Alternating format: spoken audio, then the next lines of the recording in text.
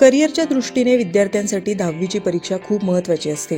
महाराष्ट्र राज्य माध्यमिक आणि उच्च माध्यमिक मंडळातर्फे मार्च 2024 मध्ये इयत्ता 10वीची परीक्षा घेण्यात आली होती. या परीक्षेचा निकाल सोमवारी मंडळाच्या संकेतस्थळावर दुपारी 1 वाजता जाहीर करण्यात आला. यामध्ये नेरळ शहरातील LES शाळेत शिक्षण घेणाऱ्या रौनक प्रभाकर देशमुख यांनी 10वीच्या परीक्षेत यश संपादन केलंय. रौनकने 10वीसाठी कठोर परिश्रम घेतल्याने तब्बल 91% गुण मिळवत तो उत्तीर्ण झाला, तर शाळेत तो 11वा आलाय. रौनक देशमुख याचे आमदार महेंद्र थोरवे, नेरळच्या सरपंच उषा पारधी, शहरातील प्रतिष्ठित नागरिक यांच्यासह सर्वांनी कौतुक करत त्याला शुभेच्छा दिल्यात. दरम्यान मुलाच्या यशाबद्दल वडील प्रभाकर देशमुख आणि आई गीतांजली देशमुख यांनी आनंद व्यक्त केलाय.